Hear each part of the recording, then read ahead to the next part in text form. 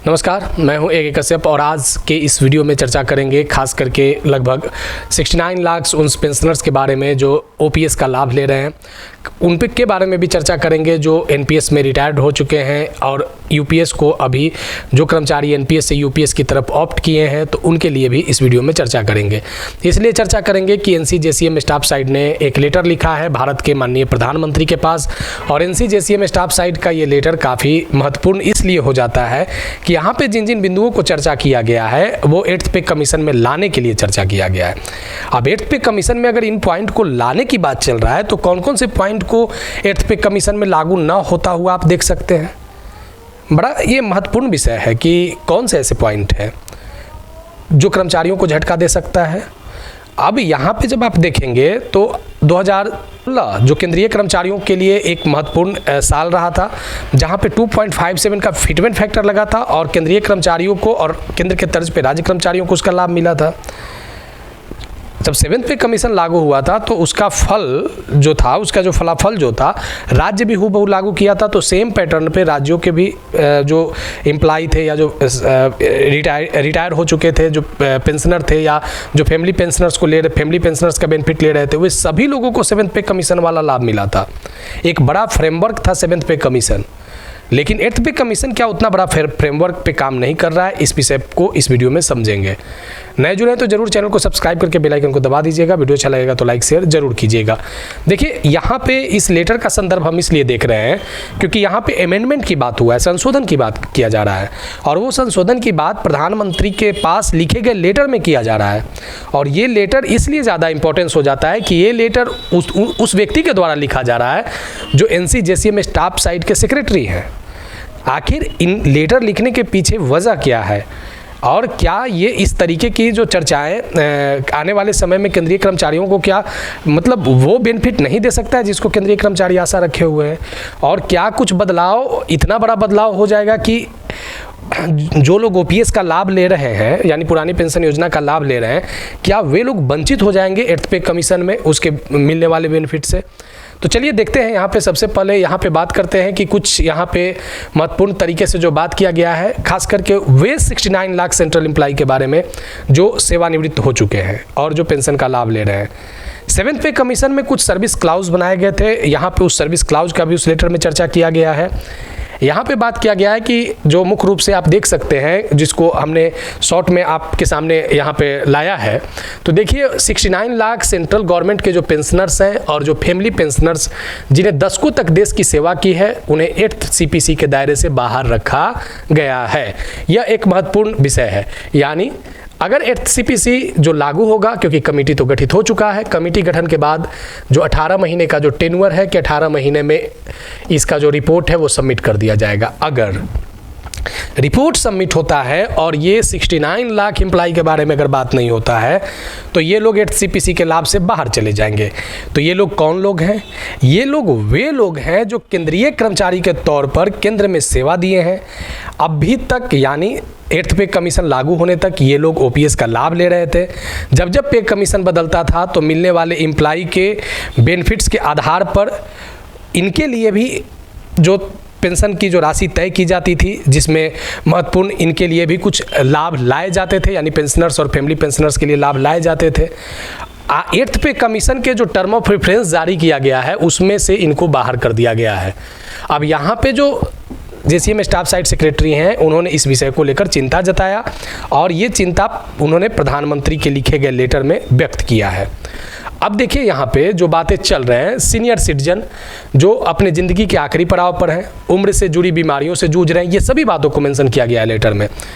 अपनी पेंशन को समय समय पर बदलाव के मामले में वे नौकरी कर रहे कर्मचारियों की तरह ध्यान देने के हकदार हैं, क्योंकि जो सर्विस एम्प्लॉय होते हैं, जो सर्विस में है, उनको मिलने वाले बेनिफिट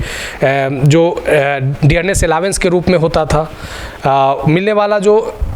अतिरिक्त जो बेनिफिट अलावेंस होता था, ये खास करके सेवानिवृत्ति के बाद भी उन बेनिफिट पर ध्यान देते थे कि डीआर हमें कितना मिलेगा, प्रत्येक 6 महीने पे हमें क्या फ़ायदा मिल रहा है। लेकिन 8th सीपीसी में क्या ये डीआर जो बेनिफिट्स है, क्या ये रुकने की संभावना है? क्योंकि टर्म ऑफ प्रेफरेंस में तो ये सारी बातें हुए नहीं हैं। यहाँ पे देखिए एक बात को, यहाँ पे आप देख सकते हैं कि 8 CPC में टर्म ऑफ प्रेफरेंस में ऐसा ही एक क्लाउज शामिल किया जाए जिससे ये पक्का हो सके कि 2026 से पहले रिटायर हुए लोगों के लिए पेंशन रिव्यू। यहाँ पे इस टर्म का चर्चा किया जा रहा है कि जो पेंशन रिव्यू यानी पेंशन समीक्षा हो, उसको लेकर एक सही गाइडलाइन जारी किया जाए। अब पेंशन समीक्षा, अब देखते हैं पेंशन समीक्षा से रिलेटेड कौन कौन सी बातों पर किया जा सकता है। खास करके जो पेंशनर्स जो अपने सेवानिवृत्ति के बाद जो पेंशन को ले रहे हैं, फैमिली पेंशन जिसको लेकर समीक्षा की बात किया जा रहा है। यानी अब एकदम बिल्कुल संदेह हो चुका है कि ये जो 69 लाख जो एम्प्लॉई हैं, अगर ये सेम पैटर्न अगर राज्य भी लागू करता है तो राज्य के भी जो कर्मचारी जो OPS का बेनिफिट ले रहे थे उनको भी वे सारे लाभों से वंचित कर दिया जाएगा। अगर इसमें संशोधन नहीं होता है, टर्म ऑफ प्रेफरेंस से रिलेटेड बातों को अगर इसमें नहीं क्लियर किया जाता है, तो उस कंडीशन में मिलने वाला लाभ जो है OPS एम्प्लॉई को भी झटका दे सकता है। क्योंकि अभी तक यानी 1 जनवरी 2004 के बाद जो एम्प्लॉई हैं, NPS तो उन लोगों को झटका दे ही रहा है सेवानिवृत्ति के बाद। अब UPS लाया गया तो अभी एक झटका दिया ही कर्मचारियों को, क्योंकि लोगों को आशा था कि NPS के बाद OPS आएगा, लेकिन NPS OPS की तरफ नहीं बल्कि UPS की तरफ टर्न कर गया। स्थिति जो बन रहा है कि जो कर्मचारियों में जो 3-4 तरीके का जो क्लासिफिकेशन अलग अलग हो गया, NPS वाले अलग, UPS वाले अलग, OPS वाले अलग। अब इस बार जो OPS वाले लोगों पर जो फोकस किया गया है टर्म ऑफ प्रेफरेंस में, यानी 69 लाख जो पेंशनर्स है उनको मिलने वाले बेनिफिट पर अभी की स्थिति में संदेह खड़ा है। और इसी को लेकर ये लेटर लिखा जा रहा है कि आप इस चीज़ को एकदम बिल्कुल क्लियर कीजिए कि पेंशन रिव्यू को लेकर आप क्या कर रहे हैं और उसको टर्म ऑफ प्रेफरेंस में शामिल कीजिए। और यहाँ पे इस बात को आप देखिए, इस बात में कुछ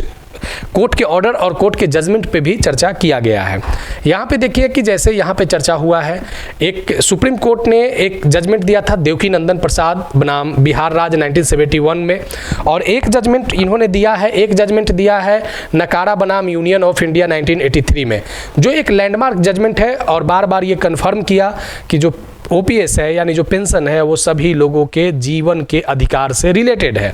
अब जीवन के अधिकार से अगर रिलेटेड है तो फिर इसको आखिर क्यों रोका जा रहा है, तो ये एक महत्वपूर्ण विषय है। क्यों? क्योंकि यहाँ पे जो बर्डन की जो बात किया गया है टर्म ऑफ प्रेफरेंस में कि OPS जो है वो नॉन कंट्रीब्यूटेड है, और नॉन कंट्रीब्यूटेड होने के कारण सरकार जो सोच रही है कि अब ये सोच रही है कि जो पेंशन पर मिलने वाला जो बजट में जो प्रावधान है, जो पेंशन पर धीरे धीरे सरकार का बोझ बढ़ते जा रहा है।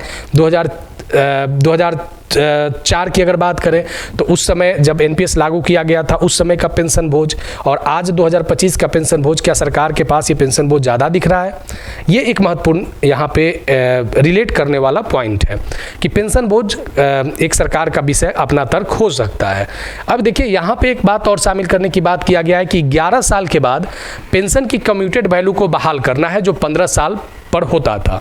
दूसरा यहाँ पे एक और महत्वपूर्ण पॉइंट दिया गया है कि जो पार्लियामेंट्री स्टैंडिंग कमेटी है उसके अनुसार रिटायरमेंट के बाद प्रत्येक 5 साल पर 5% बढ़ी हुई पेंशन देना है।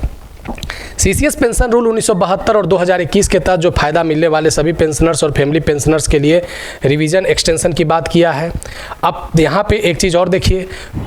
अभी पुरानी पेंशन योजना में ही जहाँ उसके बेनिफिट्स में तलवार लटके हुए हैं, वहाँ NCJCM स्टाफ साइड ने केंद्र सरकार से एक मांग और रख दिया। क्या मांग रखा? कि पुरानी पेंशन स्कीम योजना को आप बहाल कीजिए, OPS को बहाल कीजिए। अगर पुरानी पेंशन स्कीम योजना बहाल होता है तो लगभग 25 लाख के आसपास में केंद्रीय कर्मचारी को अभी तत्काल फ़ायदा मिल जाएगा। अब राज्य भी अगर पैटर्न पे लागू करता है तो ये संख्या बड़ी और लार्ज स्केल पे हो जाएगा। अब यहाँ पे देखिए कि जो बात किया गया है कि NPS जो 1 जनवरी 2004 या उसके बाद जो भर्ती कर्मचारियों के लिए लागू है,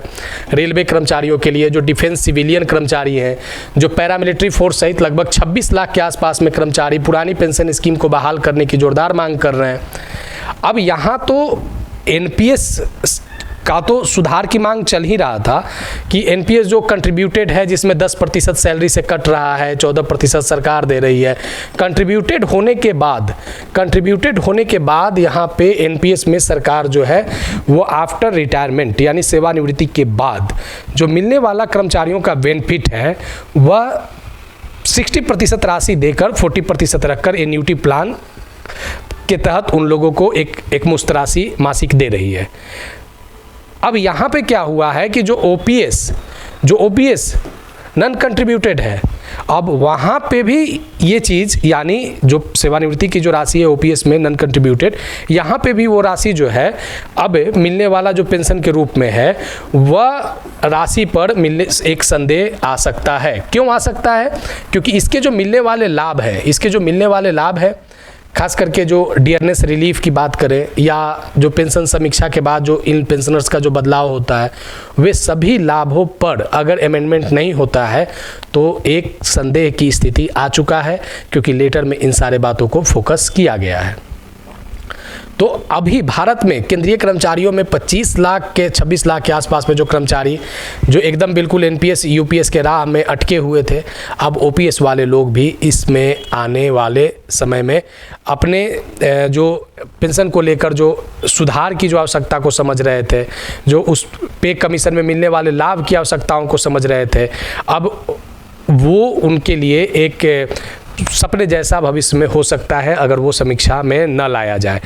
69 लाख पेंशनर्स को एक बहुत बड़ा झटका मिल सकता है अगर टर्म ऑफ प्रेफरेंस में 8th पे कमीशन के टर्म ऑफ प्रेफरेंस में अगर ओपीएस से रिलेटेड अगर संशोधन न किया जाए, क्योंकि खास करके एनसीजेसीएम का ये लेटर काफ़ी महत्वपूर्ण इसलिए हो जाता है क्योंकि इन्होंने जिस फैक्ट को उठाया है सरकार के सामने, वह कर्मचारियों के लिए आने वाले समय में अगर लागू करती है सरकार तो फ़ायदा दे सकता है, नहीं तो ये मानकर चलिए कि आने वाले समय में कर्मचारियों के लिए एक 8वें वेतन आयोग जो है वह खास करके पेंशनर्स के लिए एक जो आशा है उसके विपरीत वो ठहर सकता है।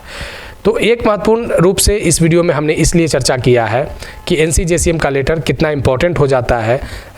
और कैसे सरकार इसको फोकस करती है, यह एक महत्वपूर्ण विषय है।